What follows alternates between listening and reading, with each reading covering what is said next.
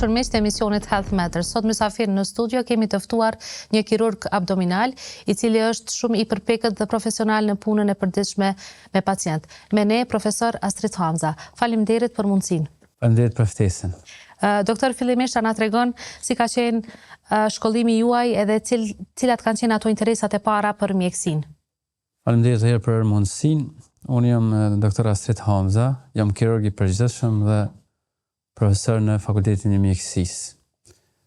Shkollimi im ka fillu, domethënë unë jam gjenerat 81 dhe më njëherë pas luftës jam gjenerata e parë ku regjistrova Fakultetin e Mjekësisë në Universitetin e Prishtinës në vitin akademik 99-2000 dhe kam kryer domethënë Fakultetin e Mjekësisë në vitin 2005.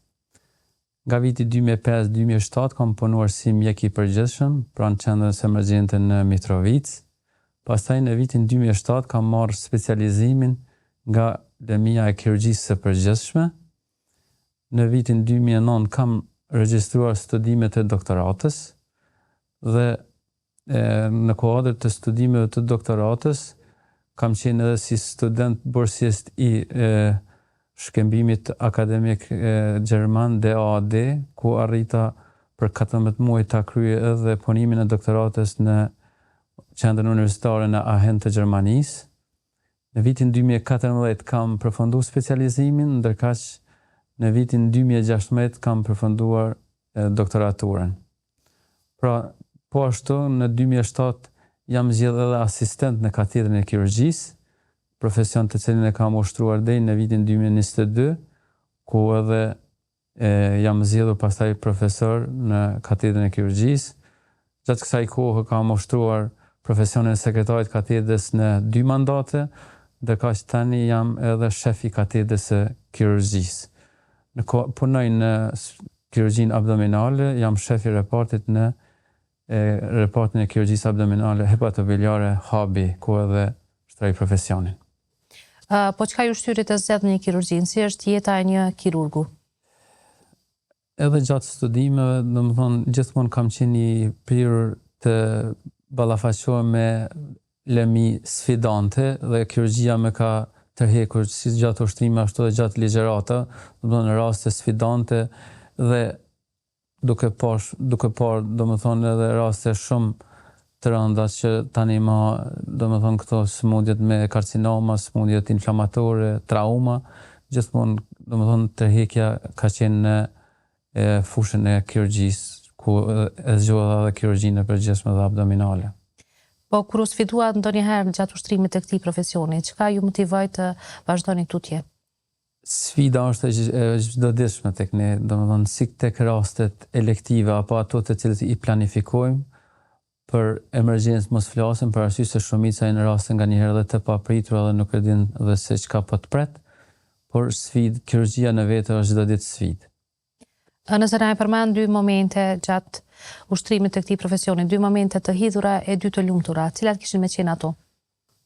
Momentet të hidhura janë normalisht momentet kur është shef pacienti që domethënë edhe përkundër masave tua që i ke ndërmarrë për shkak të gjendjes apo sëmundjes së avancuar, suksesi nuk është ashtu siç ti din, domethënë janë edhe ato momente ku nganjëherë edhe deprimohesh, mirë po normalisht ajo rezultati tek raste të tjera të motivon që të vazhdosh, domethënë të vazhdosh edhe me pjesën tjetër apo me pacient tjerë. Sfida është çdo ditë, domethënë unë tazam do ta përmendja një rast shumë të veçantë që është operu diku para 4 apo 5 viteve, ku isha kujdestar, një vajzë rrethit diku ka Rauveci, domethënë na vjen në kujdestari në qendrën emergjente me prolaps të zorrës trash përmes anusit diku rreth 1 metër.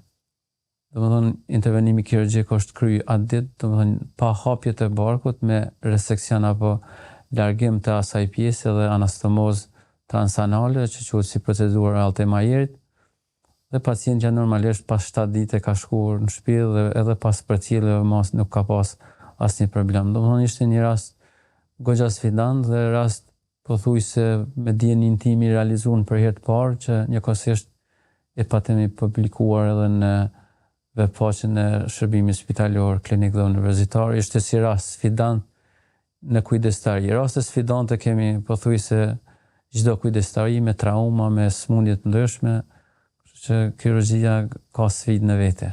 Si arrini të hapëni balancin mes familjes dhe jetës? Nganjëherë është e vështirë, mirë po kur në familje gjen mirëkuptim, ajo është e lehtë pastaj me u të i kalu, për arsye se shpeshherë nuk jenë familje, qoftë gjatë festa ndonjëherë apo gjatë pjesëve tjera të pushimit ku profesionit duhet të përgjigjesh, qoftë festë, qoftë natën apo ditën kur je i caktuar, duhet të përgjigjesh profesionit. Arrim disi ta menaxhojmë, mirë po përsëri familja është shumë e rëndësishme dhe kur gjen mirëkuptim edhe tek bashkëshortja është atëherë më e lehtë kalimi i këtyre sfidave të përbashkëta. A flisit tek familja për profesionin, për stresin ose si e menaxhoni stresin? Kogja shumë nuk mundona ta transmetoj atë brengat po megjithatë vrena. Për arsye se ka raste kur kur e di që pacienti vun për shkak të reagimit të mjekut, gjumi nuk bëhet. E ki brengën në vazhdimsi si ditën, si natën, se si po shkon përcjellja në vazhdimsi gjendjes e analizave kështu me radhë. Mundohem me transmetu atë breng tek familja, mirë po nganjëherë e vrejnë edhe pa e përmend. Kur ti normalisht e ki mendje ndika tjetër, vrehet ajo. Doktor, ju jeni edhe profesor në Fakultetin e Mjekësisë. Si është ndjenja e edukimit të mjekëve të rinj dhe çfarë mesazhe keni për ta? Përcjellja dijes është tek unë mendoj që është një mjeshtrie përcjelljes së dijes tek të rinjt dhe besoj që edhe ata që janë afër meje, por atë studentët e shohin ato. Unë kënaqësi shumë të madhe ndi që atë çka e di dhe kam përjetu, mi u tregu edhe tek gjeneratat e reja. I motivoj shumë me marrë, kirurgjin, për arsye se kirurgjia edhe don mendje, edhe don fizik, edhe don çdo gjë, në aspektin e forcës për ushtrimin e këtij profesioni. I motivoj me marrë këtë profesion për arsye se duhet, dikush që edhe është i motivuar, edhe i shkolluar si duhet të vazhdoj, me këtë lami. Profesor, ju ndjekni edhe trajnime të ndryshme, të rëndësisë së ndryshme në për botë, cila është e mira sa ju përket aspektit shëndetësor të pacientëve tanë? Po tani medicina pothuajse çdo ditë, muaj, vite, ka avancu shumë. Normalisht për me qenë trend edhe të zhvillimit të medicinës euroatlantike, duhet normalisht që ti përcjellim trajnimet, kongreset të ndryshme. Jam munduar që po ashtu që nga edukimi, qoftë si specialistik, me vazhdu në trajnime dhe konferencat të ndryshme, si specializant. Unë në 2009 kam qenë 2 muaj në klinikën universitare të Mannheimit, pastaj kam qenë në Salzburg 3 herë, në Vjenë 1 herë, kam qenë në Greqi, kam qenë në Kroaci, në Sloveni, në Turqi, në shumë vende ku qëllimi vetëm ka qenë absorbimi sa ma shumë i dije, i teknikat ndryshme dhe aplikimi i tyre në jetën tonë të përditshme tek pacientët tonë.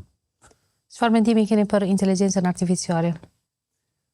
Po kjo inteligjenca artificiale të viteve fundit ka bërë bom, unë e shoh edhe tek pacientët që kanë njohuri, shumë të madhe për patologjinë apo për gjendjen që të cilën e kanë. Nganjëherë kanë edhe keq kuptime për arsye se edhe inteligjenca artificiale sado jep përgjigje apo përsëri mendja njeriu ende deri tani nuk ka mundur të zëvendësohet. Po flas në aspektin imazherik apo të dokumentimit elektronik, ndoshta të analiza mirë, tek intervenimet apo të gjykimi klinik i njeriu, ajo pastaj dallon. Unë për të tregoj një thënie një profesori amerikan është që unë do ta kisha mësuar edhe një majmun për me operu një apendicit duke më paj 200 apendiksa duke i realizu, mirë po mendjen mi dhënë se kur, apo gjykimin klinik, se kur duhet me e bo operacion, apo kur jo, ato nuk mundet t'ja jap. Mjeshtria më e madhe e kirurgit është kur nuk duhet me operu. Për arsye se me marrë torë vetëm me bo operacion nuk është kollaj, po është më lehtë, po për me thonë ato se nuk ka nevojë për operacion, ajo është mjeshtria më e madhe. Sakt. Nëse kthehemi në profesion, ana sqaron se çfarë është abdomeni akut edhe si klasifikohet e çka shkakton atë? Abdomeni akut është një sindrom apo një entitet i veçantë i cili e shkakton një mori e sëmundjeve të ndryshëm. Ekzistojnë disa përkufizime për abdomenin akut, pra kur themi sindrom është që shkaktohet nga një mori e patologjive të ndryshme që ka njëjtëkohësisht shenja apo simptome të ndryshme, që sipas një përkufizimi thotë që shumicën e herave kërkon tretman kirurgjik, që nuk është edhe 100% i saktë, sepse jo çdo dhimbje e barkut kërkon tretman kirurgjik. Një përkufizim tjetër thotë që abdomeni akut është një gjendje urgjente abdominale që kërkon konsultim kirurgjik. Pra çdo dhimbje e barkut me gjenezë të panjohur, me mundim, me vjellje, apo mund të manifestohet edhe me pengesat jashtëqitjes, klasifikohet si një gjendje akute abdominale që kërkon evaluim. Tani, nëse flasim për shkaktarët, ju tregova që abdomeni është si një black box apo një kuti e zezë ku janë të vendosur numër i madh i organeve, dhe gjitha këto organe, qoftë me problemet e tyre të natyrës inflamatore, të natyrës maligne apo traumatologjike, mund të shkaktojnë sindromin e abdomenit akut, që nëse është, domethënë, i përmbush kriteret e vlerësimit kirurgjik, atëherë normalisht duhet i ndërtohet edhe intervenimit kirurgjik. Shkaktarët ju thash që janë të ndryshëm, domethënë kemi abdomen akut me natyrë prej traktit gastrointestinal, që flasim për ulqirat e perforume, pastaj abdomeni akut me natyrë obstruktive për shkak mbylljes së kalimit të traktit gastrointestinal, abdomeni akut pastaj nga me natyrë biliare, prej kolecistitë, prej holangitë, abdomeni akut nga pankreatiti, abdomeni akut me natyrë vaskulare, me mbyllje të enëve të gjakut, abdomeni akut me natyrë urologjike, abdomeni akut me natyrë ginekologjike. Pra, po flasim me një gamë të gjerë të patologjive që normalisht secila nga ato në një stad mund të shkaktojnë gjendje sindrom të abdomenit akut, dhe nëse është problem kirurgjik, normalisht duhet i nështrohet edhe intervenimit kirurgjik. Cili është dallimi sa i përket aspektit kirurgjik ose jo kirurgjik tek abdomeni akut? Tani, ne pacientin pasi e pranojmë në qendrën emergjente me dhimbje të forta të abdomenit, fillojmë një ekzaminim. Anamneza është ajo e para që i qasemi pacientit se si ka fillu, ka qenë dhimbje për njëhershme, dhimbje ngadalshme, radiacioni apo shpërhapja se ka shkon, është përcjell me probleme tjera, me vjellje, me jashtëqitje, domethënë natyra e dhimbjes. Anamneza e mirë është diku afërsisht 50% e diagnozës. Përveç AI-t që përmend apo inteligjencën artificiale, palpimi apo prekja e kirurgut, domethënë ende ka shumë rëndësinë e vet. Palpimi i abdomenit ngërthen në veti një mjeshtri shumë të madhe që vlerëson se ndjeshmëria është ndjeshmëri me reakcion që flet për një perforim apo në një problematike që kemi një shpërndarje në hapësinë e abdomenit, apo është ndonjë problem që mund të trajtohet edhe me ilaçe. Përveç ekzaminimeve domethënë fizikale që domethënë mjeku takohet për herë të parë me pacientin dhe e bën me inspekcion, me pa, me prek, me auskultu, me ndëgju dhe me perkusion, domethënë që janë 4 metodat e ekzaminimit fizikal. Pastaj na shërbehemi edhe me elemente tjera për me marrë një diagnozë sa më saktë. Elementet tjera janë analizat laboratorike, të cilat janë qofshin ato hematologjike dhe biokimike, për të parë edhe funksionit e organeve tjera, a kemi markeret inflamatore të rritur.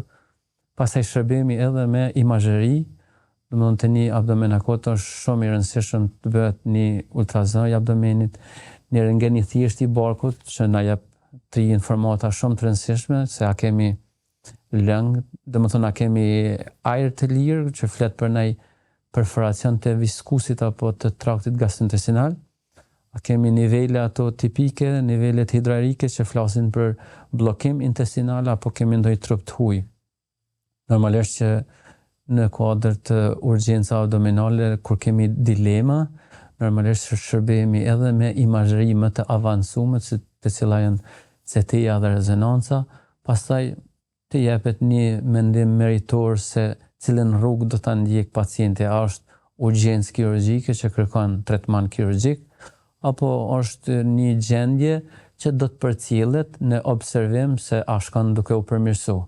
Të flas me statistika, afërsisht 20% e pacientëve me dhimbje të barkut që lajmërohen në qendra emergjente janë pacientë që quhen si dhimbje jo specifike të barkut që edhe pasi i realizojnë ekzaminimet edhe laboratorike, edhe ato imazhërike, nuk gjendet shkaktari se pse dha barku. Domethënë që quhen si dhimbje e abdomenit jo specifik.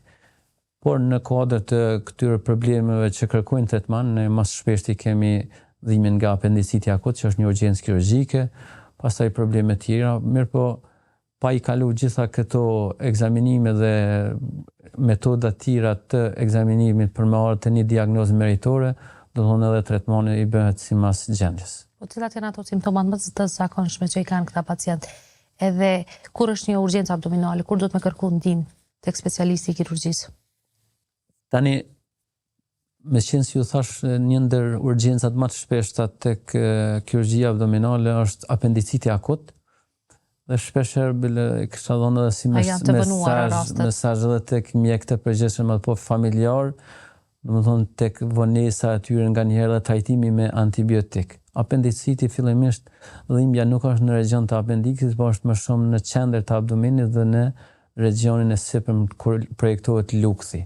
Sepse ashtu sipas inervëzimit vjen domethënë informatat në abdomenin e mesëm dhe të sipërm, dhe momentin kur në një stad dhe shumica hera e trajtojnë ndoshta si gastrit, domethënë një pezmatim lukthi, dhe nëse trajtohet me analgjetik dhe antibiotik, normalisht që vetëm e zgjat procedurën e diagnostikimit e duhur apo i mshef simptomat tipike që i ka pastaj një apendicit, për arsye se pastaj në një stad të mëdhenshëm apendiciti jep dhimbjen në regionin ku lokalizohet, pra në regionin e fosës iliake të djathtë, dhe atëherë ekzaminimi qoftë fizikal, por i mbështetur edhe me laborator dhe imazhëri, domethënë diagnostikon si apendicit dhe kërkon tretman kirurgjik.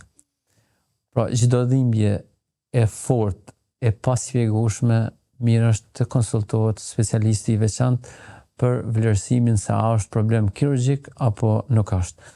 Tani unë nuk po them se cili rast kërkon ndoshta tek kirurgi, për shkak se nëse një pacient është konstatuar si ka gurë në ijes edhe ka një kolik biliare, normalisht si duhet të qetësohet me analgjetik dhe terapi, po ashtu një pacient nëse është konstatuar si ka gurë në veshka, apo nëse është konstatuar nga një problem që ka pasur edhe më herët, dhe normalisht dhënia e terapisë me analgjetik apo spazmolitik do ta qetësoj. Mirëpo dhimbja e padefinuar, të cilat nuk qetësohen dhe nuk ka mundësi të bëhet diagnostikimi në këto punktet apo qendrat e mjekësisë familjare, duhet të nënshtrohet një ekzaminimi më detajuar për mos të vjen deri te një vonese më tutje. Doktor, a na tregon se çfarë është kanceri i lukthit dhe kur vihet në kirurgjia në këto raste? Kanceri i lukthit është një karcinom e shpeshtë edhe në popullatën tonë, po ashtu edhe në nivelin global, është dikun karcinoma e 5 sipas shpeshtësisë. Mirëpo një problematike shumë e madhe te karcinoma e lukthit është dhe mbetet diagnostikimi i vonshëm. Jo vetëm tek ne, por edhe tek shtetet që kanë medicinë më të avancuar. Mbetet Japonia ajo që ka, edhe pse ka incidencën apo numrin më të shpeshtë të karcinomave që diagnostikojnë, ata shkallën e diagnostikimit të hershëm e kanë më të shpesh për shkak të screeningut apo për shkak të ekzaminimeve që i bojnë në mënyrë sistematike. Tani tek ne karcinoma e lukthit shumicën e herë apo diagnostikohet në stade të avancuara që pastaj edhe tretmani lën për të dëshiruar.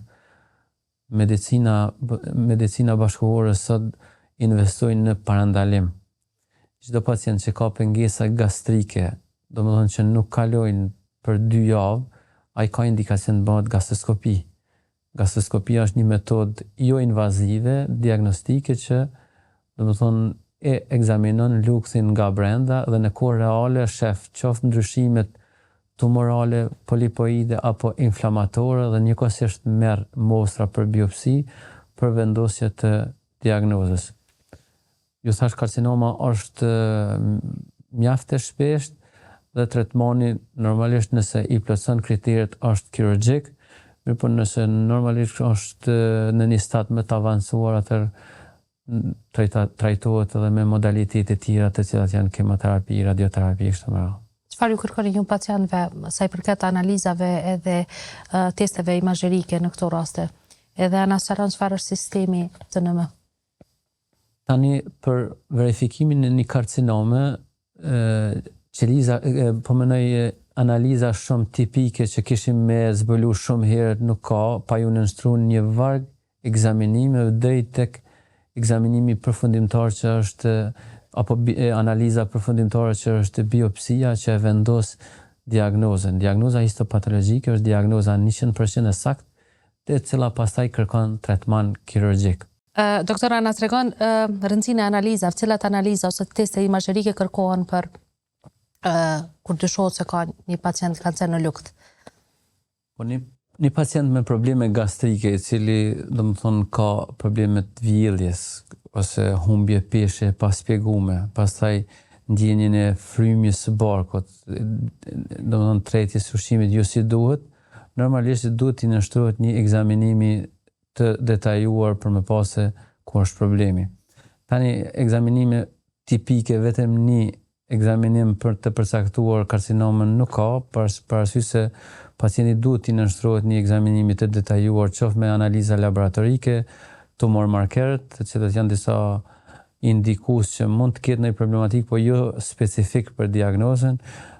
Metodë e artë e ekzaminimit është gastroskopia, e cila është metodë jo invazive e padhemshme dhe që jep informata reale aty për aty, domethënë për me pa nga brenda mukozën e luktit, ndryshimet inflamatore, polipoide apo karcinomen.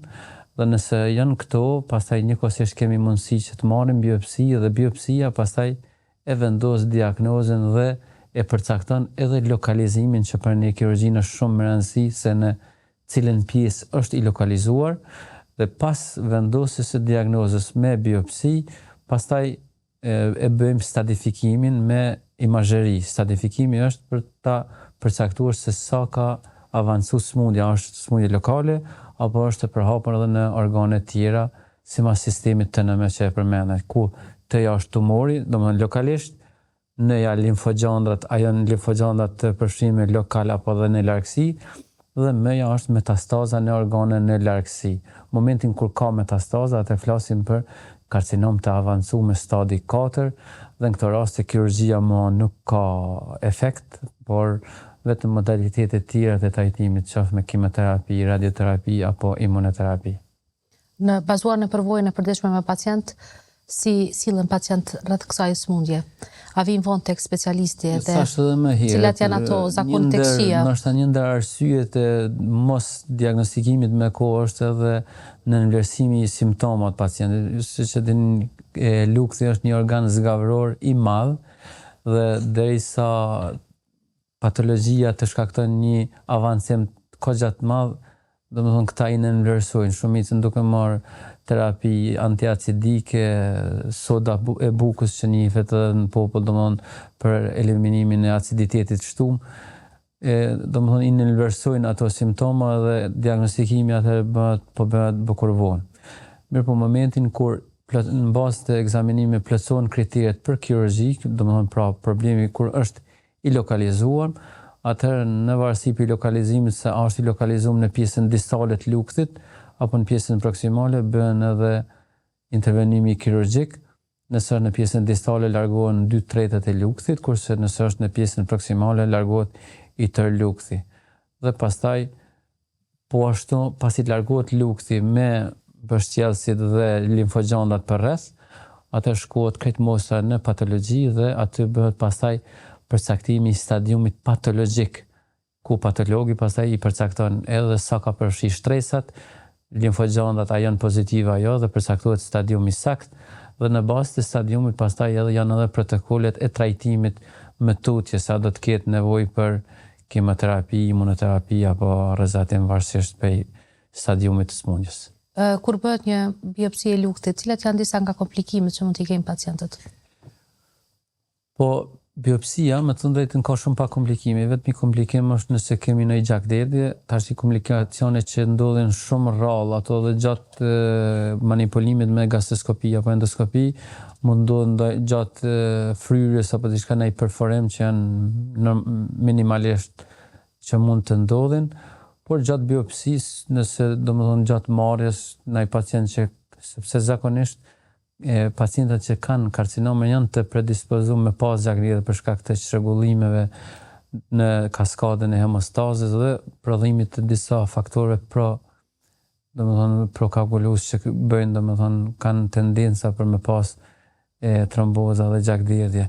Kështu që ndodhin shumë rrallë nga biopsia, komplikacione në ekzistente mund të jenë, për arsye se është shumë rëndësi të bëhet biopsia dhe të vendoset diagnoza sa më herët. Kur indikohet një gastrektomi totale dhe subtotale, cili është dallimi mes tyre? Ju thash edhe më herët, gastrektomia subtotale është largimi 2/3 të luktit, por mbetet një pjesë e luktit, ndërsa kur largohet në tërësi, atëherë domethënë lukt nuk kemi fare dhe bëhet vendosja e kontinuitetit në mes të zorës holl dhe ezofagut. Tani pacientat normalisht që jetojnë edhe pa lukt, na thuajse gati çdo javë realizojmë operacione të tilla dhe për jetëgjatësi pastaj e tutje krejt varet prej stadit se çfarë ka orë stadi. Nëse është stadi mirë, këta pacient pastaj vetëm duhet të edukohen në ndrimin e stilit të jetesës, domethënë normalisht kur nuk është lukti apo rezervari, këta pacient duhet të ushqehen me racione shpeshe nga pak, ushqime më shumë të qëllshme, me i mbajtë domethënë më shumë në gojë, me i përtyp që normalisht kur kalojnë direkt në zor të jetë më me himos, domethënë më i qëllshëm ushqimi, në mënyrë që edhe faza e digestionit të vazhdojë tutje pa problematik. Po avantazhet edhe disavantazhet e gastrektomisë laparoskopike duke krahasuar me atë të mbyllur, cilat janë ato? Tani në qendrën klinike universitare me laparoskopi nuk e kemi realizuar gastrektomin. Normalisht në qendrat të avancume edhe e realizojnë, mirë po avantazhe në aspektin e jetëgjatësisë dhe resekcionit onkologjik, po flas nuk ka ndonjë avantazh. Avantazh ka në aspektin estetik të rehabilitimit postoperativ, normalisht që nuk kanë plagën e madhe operative, kanë vetëm shpurjet, pastaj kthimi në jetën familjare, sociale është më i shpejt. Domthonë ka disa përparësi, mirë po në aspektin onkologjik, gastrektomia e hapur me atë laparoskopike nuk ka ndonjë domethënë përparësi. Përparësitë janë vetëm ekonomike, estetike, kështu me radhë.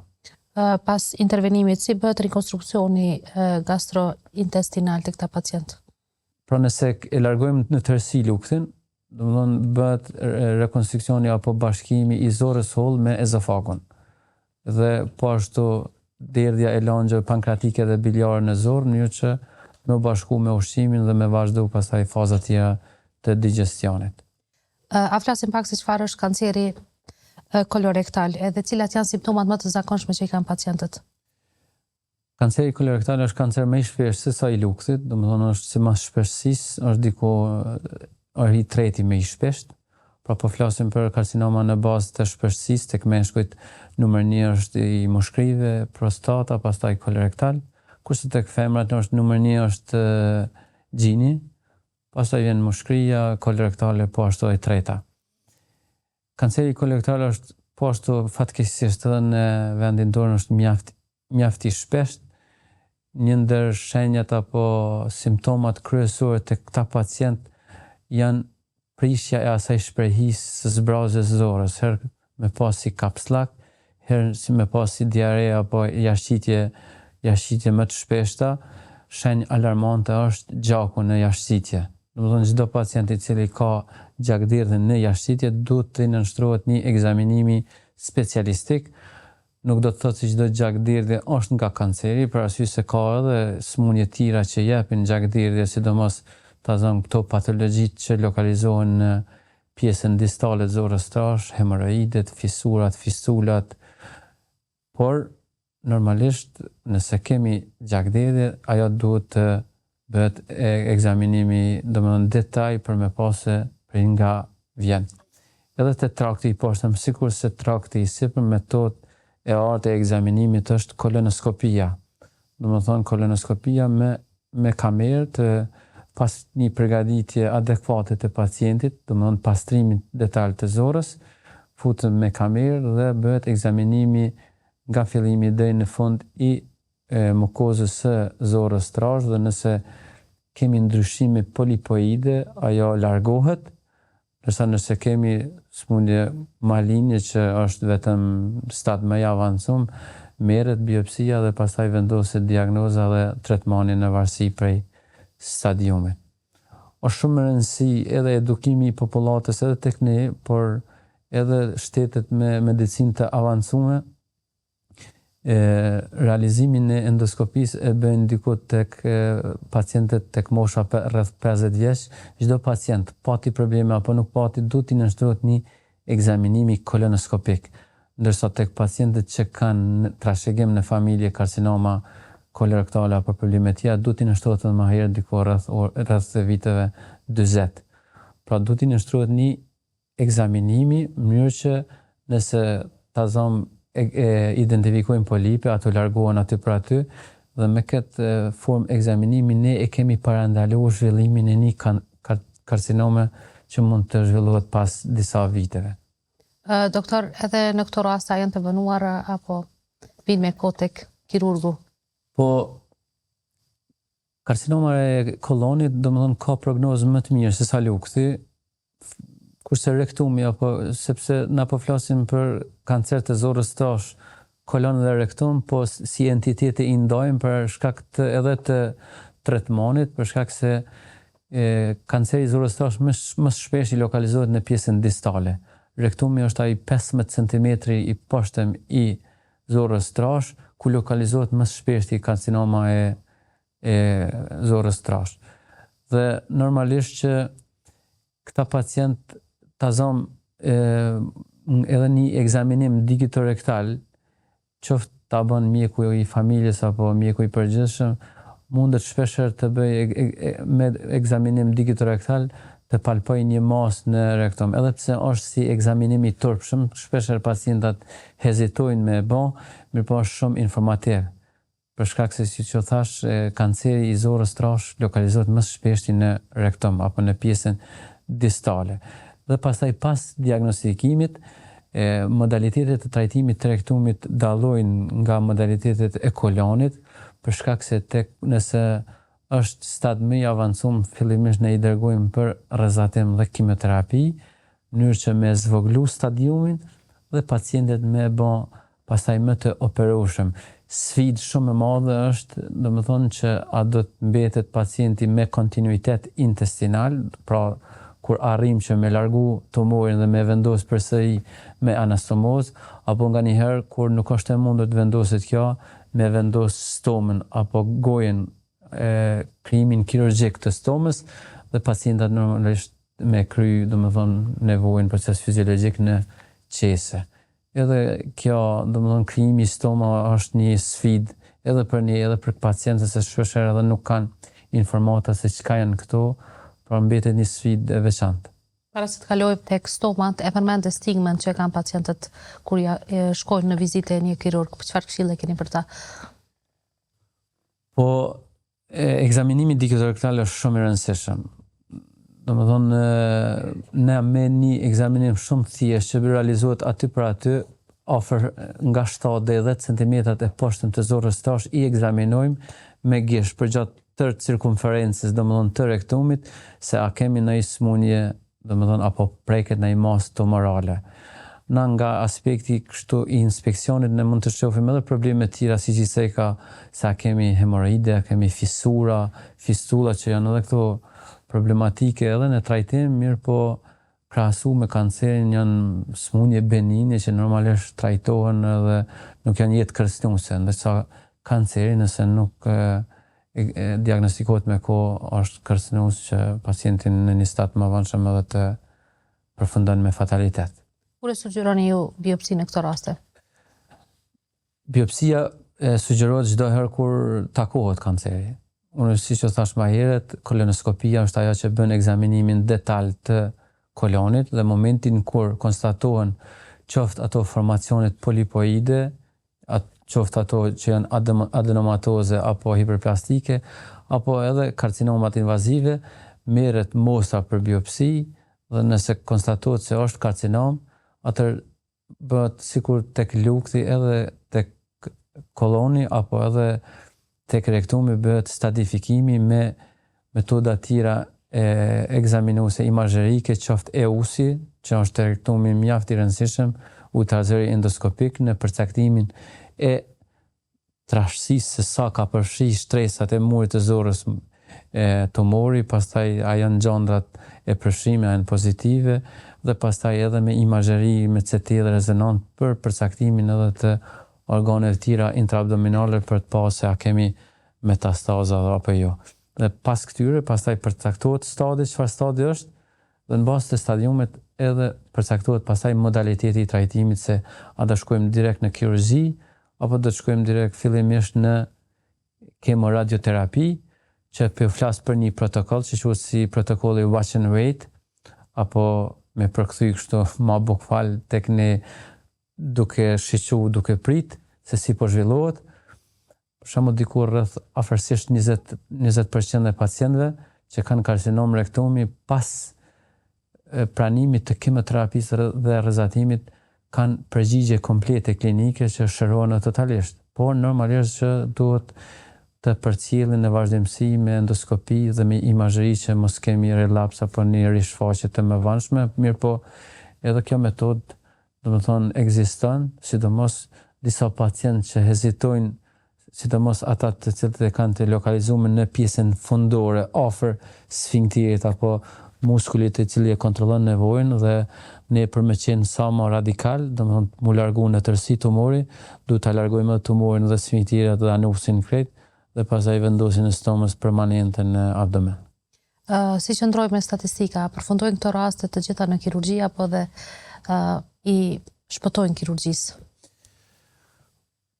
Për kirurgji, patjetër një karcinom që verifikohet do t'i nështrohet intervenimit kirurgjik nëse nuk ka metastaza po flas, ose ka pacientat të cilët edhe kanë metastaza, mirë po në një stad mund të vjenë deri tek gjenja I leusit apo obstruksionit intestinal që jemi të detyruar patjetër me ia vendos një stomë dhe pastaj me vazhdu me metoda tjera të trajtimit. Pra kirurgjia shpeshherë është edhe e pashmangshme tek ta pacient, për arsye se kirurgjia tek malignomat apo smundjet maligne ka dy intensa, ka trajtim kurativ, nëse është në stad të hershëm ajo largon, por ka edhe kirurgji paliative që bëhet tek pacientët për me përmirësu kushtet e jetesës në një kohë të caktuar. Pastaj vazhdon edhe me modalitete tjera të trajtimit. Çfarë është stoma dhe cilat janë llojet e stomës? Stoma me përkthy bukfalesht I bën një gojë apo një krijim kirurgjik I një organi gypor me hapësirën e jashtme të abdomenit. Në kirurgji, varësisht prej organit të cilën e nxjerrim jashtë, e merr edhe emrin, kolostom është stom nga zora trash, ilostom është stom nga zora e hollë, jejunostom e kështu me radhë. Pastaj stomat në varësi prej qëllimit të cilat I bëjmë, mund me qenë këto të poshmet janë evakuese apo eliminimin e produkte përfundimtare të metabolizmit, nevojës apo fecesit, ndërkaq kur I vendosim në lukth, ato janë edhe si stoma ushqyese. Të them për shembull nga një pacient që ka karcinom laringu apo të ezofagut I avancuar që e ka mbyll rrugën normale të marrjes së ushqimit, ne e vendosim një stomë apo një gyp ushqyes në lukth dhe ai, domethënë këto pra quhen si stoma ushqyese. Ndërkaq këto stomat e poshtme janë stoma evakuese. ndërsa në varësi të formimit të saj, quhen edhe si stoma të përkohshme ose të përhershme në varësi prej qëllimit të krijimit të saj.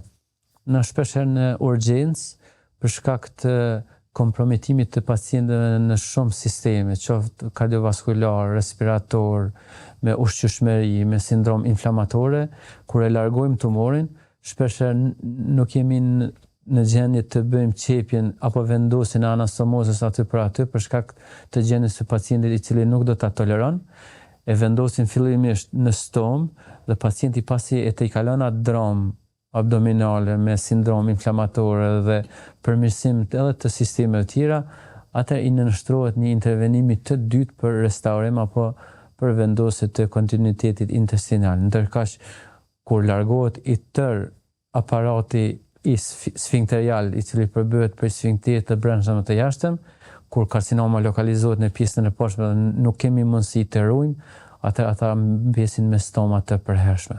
Si do të mirëbajnë këta pacientë stomën? Stoma është një problematik tek ne, shoh se edhe në popullat pak ka informata. Sot në shtetet e zhvilluara ka edhe infermierë të veçantë që bëjnë specializim ekskluzivisht vetëm për këtë problematikë që quhen që si stomatoterapeut, me i përgatit pacientit si gjatë para intervenimit, gjatë fazës sa është spital, pastaj edhe pasi që shkojnë në shtëpi, se si me u kujdes me një stomë. Stoma është ajo vrima artificiale apo anusi i vendosur në hapësirën e abdomenit, që edhe ajo normalisht që kërkon kujdes si në pastërti, pastaj në kujdesin rrethit të stomës, ndrimit të qesës, pra edhe ajo kërkon, domethënë, një këshill që normalisht këtë këshill e marrin edhe tek ne në kirurgji sa që ndojnë aty, pastaj edhe në vazhdimsi, sepse normalisht ta pacient që domethënë i bie si hera apart me pas këtë problematik, normal që kanë probleme se si do të sillen, pastaj probleme sociale, familjare, ekonomike, kështu me radhë. Domethënë janë probleme, mirë po kur s'ka rrugë tjetër, normalisht që me shequ jetë gjatësinë edhe rrugën tjetër jetësore, normalisht që duhet ta pranojnë. Por kemi pas raste edhe të cilën nuk e pranojnë. Si veprohet në ato raste? Në ato raste, shpeshherë kur tumori avancon edhe e mbyll krejt, atë në një stad tjetër shumë më i lodhur, do të vjen me qitë stomën, po atë shpeshherë bëhet edhe vonë, domethënë nuk mund të hiqet më pastaj kanceri, por vetëm qitet stomë, domethënë me liru nga gjendja e ileusit dhe është mjaft problematike pastaj në jetëgjatësi. Cilat janë disa komplikime më të shpeshta tek stoma edhe çka është prolapsi që mund të krijohet? Ato komplikacionet e stomës janë të hershme dhe vanshme, na zakonisht ato të hershmet janë gjakderdhja, është isemia, ne gjithmonë kemi kujdes ditën e parë, dytë për me pasë a ka vaskularizim, sepse zorra e cila devaskularizohet apo nuk ka vaskularizim të duhur, ajo nekrotizon. Dhe nëse nekrotizon, domethënë ajo nxihet dhe për 2-3 ditë ajo përmbajtja e zorrës pastaj na kalon në hapësirën abdominale dhe duhet të bëhet reintervenimi. Domethënë këto janë akute të cilat vlerësohen nga kirurgi, domethënë sa është në kirurgji, ndërsa si komplikacione më të vështirë janë ato dermatitet apo eksemat nga kontakti i fecesit në domethënë përmbajtjen e lëkurë, që normalisht edhe këto kërkojnë pastërti, kërkojnë mirëmbajtjen e tyre me disa kremra kundër alergjik, kundër infeksioneve, higjinë të lëkurës, po ashtu ka edhe disa ngjitsa speciale se nganjëherë kanë edhe probleme në mbajtjen e qesës, dhe normalisht ka edhe disa ngjitsa special som adeziv që vendosen rreth stomës dhe të vendoset edhe qesja për to. Pra komplikimet më të vonshme janë infektive rreth stomës dhe siç e përmendë tjera, komplikimi tjetër është hernia parastomale dhe prolapsi. Hernia parastomale është hapja e asaj vrimës që e kemi kriju në kirurgji dhe futja një segmenti zorrës aty, pra hernia është një defekt me hapje, ndërkaq prolapsi është kalimi i zorrës përmes zorrës vet dhe domethënë prolaps dalje jashtë e kësaj. Normalisht si të dyat kërkojnë tretman, hernia normalisht me hernioplastik dhe domethënë vendosjen e vrimës apo ngushtimin e saj me qepje dhe vendosjen e aloproteza me rjeta, ndërkaq prolapsi, nëse nuk realizohet reponimi i prolapsit, atë normalisht duhet të bëhet reseksion dhe rivendosje e stomës përsëri. Doktor, sa cilësore është një stomë? Tani cilësia jetës normalisht ndryshon. Këta pacientë shpeshherë njën vetin si jo më sikur kanë qenë, edhe është e vërtetë se është një invaliditet. Mirë po kur shpjegohet se domethënë nëse nuk ndërmerret ajo hap për vendosjen e stomës, largimin e kancerit, i cili është një smundje që normalisht nëse nuk trajtohet përfundon me fatalitet, atë shpeshherë edhe e pranojnë. Tani bartja qesës, aroma nganjëherë, domethënë janë problematike është, por mësohen me bartë edhe ato dhe shpeshherë edhe shumë kushte nuk e dinë si e ka ata. Unë di plot edhe njerëz nështë edhe me funksione publike që e kanë dhe nuk e dinë kush që e ka. Domethënë vendosja e asaj. Ka edhe disa trajtime që tregova speciale ku bëjnë çdo mëngjes një washout apo një pastrim të saj dhe vendosin një kapak me lise që domethënë gjatë dite mos me pas më rrjedhje, domethënë dhe zbrazjen e saj një herë në ditë. Kurse disa tjerë vendosin me qese, ajo normalisht kur bëhet evakuimi në qese bëhet zbrazja varësisht prej eliminimit të nevojës. Po kur është e përshtatshme ajo koha për largimin e stomës edhe si bëhet ajo? Ki fjallën për me këthy. Po.